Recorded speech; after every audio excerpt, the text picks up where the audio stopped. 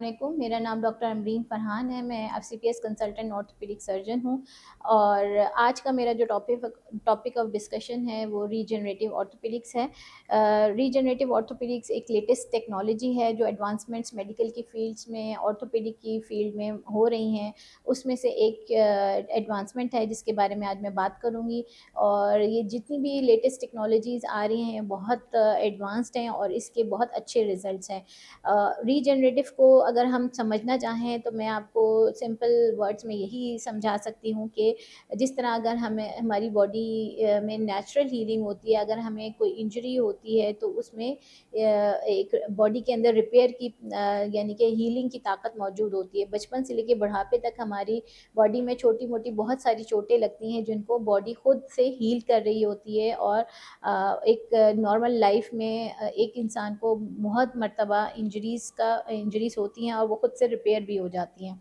अगर सिर्फ़ इसको हम और तफ़सील से समझना चाहें तो हमारी जो खून का दौरान है बॉडी में उसके अंदर लातादाद सेल्स खलिए मौजूद हैं जो हमारी बॉडी को हील कर रहे होते हैं, जिसमें अगर हम तफ़सील में जाना चाहें तो प्लेटलेट्स के सेल्स होते हैं, वाइट सेल्स होते हैं और रेड सेल्स होते हैं। इन सेल्स के अंदर बहुत सारे ऐसे केमिकल्स होते हैं जिनमें ग्रोथ फैक्टर्स होते हैं और वो हमारी बॉडी को हील करने की ताकत रखते हैं।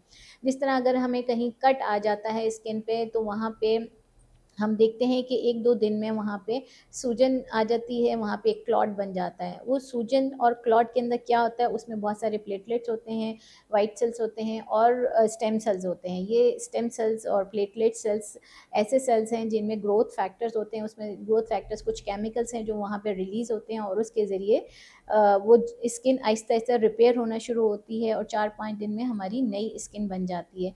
इसी बेसिक चीज़ को लेके रीजनरेटिव ऑर्थोपेडिक्स पूरी बेस करती है इन तमाम इस प्रोसेस के ऊपर, जिसमें हम मरीज़ के ही बॉडी के कुछ सेल्स को सेपरेट करते हैं, जैसे प्लेटलेट्स हैं जो ब्लड्स से सेपरेट किए जाते हैं और स्टेम सेल्स हैं जो बोन मैरो से और फैट सेल से सेपरेट करके मरीज़ के जो इंजर्ड एरिया होते हैं, मरीज़ की जो डैमेज टिश्यूज़ होते हैं उसमें इंजेक्ट किए जाते हैं। वो जब सेल्स हम बाहर से इंजेक्ट करते हैं वो इसलिए किए जाते हैं कि कुछ हमारी बॉडी के ऐसे एरियाज़ होते हैं जहाँ पे ब्लड सर्कुलेशन यानी कि खून का दौरान कम होता है और वहाँ पे वो सेल्स आसानी से ब्लड के सर्कुलेशन के ज़रिए नहीं पहुँच सकते। तो हम वो उन सेल्स को अलग से सेपरेट करके उन डैमेज्ड एरियाज़ पे इंजेक्ट करते हैं, जिसके ज़रिए वहाँ पे एक इन्फ्लेमेशन क्रिएट की जाती है और वहाँ पे सूजन आती है।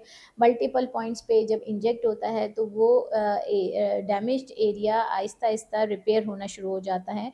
और इसमें एक अच्छी चीज़ जो हम देखते हैं वो यही है कि इसमें हम कोई मेडिसिन्स यूज़ नहीं करते, कोई फार्माकोलॉजी, कोई दवाइयाँ इसमें इस्तेमाल नहीं होती, बल्कि नेचुरल हीलिंग है। मरीज़ के अपने ही सेल्स होते हैं जो कि ब्लड से या फैट से या बोन मैरो से निकाल के मरीज़ के जो डैमेज जोड़ों और पट्ठों का एरिया होता है उस एरिया पे इंजेक्ट किया जाता है, जिससे कि वो एरिया आहिस्ता-आहिस्ता रिपेयर हो जाता है। तो ये एडवांस टेक्नोलॉजी को हम रीजनरेटिव ऑर्थोपेडिक्स कहते हैं और ये टेक्नोलॉजी बहुत अच्छी है, इसके रिज़ल्ट्स बहुत अच्छे हैं। इसमें कोई साइड इफ़ेक्ट्स के चांसेस नहीं हैं क्योंकि इसमें दवाइयाँ यूज़ नहीं होती। इसमें तमाम बॉडी के ही सेल्स इस्तेमाल करके जोड़ों को, पट्ठों को मज़बूत किया जाता है। इस सिलसिले में अगर रीजनरेटिव ऑर्थोपेडिक्स से मुताल्लिक़ किसी को कुछ और मज़ीद जानना हो, किसी के कोई सवालात हों, वेबसाइट के थ्रू आप मेरा अपॉइंटमेंट बुक कर सकते हैं। मैं आपको ये बताती चलूँ कि रीजनरेटिव ऑर्थोपेडिक्स कहाँ-कहाँ काम करती है। रीजनरेटिव ऑर्थोपेडिक्स तमाम जोड़ों और पट्ठों की बीमारियों के लिए बहुत मुफ़ीद है।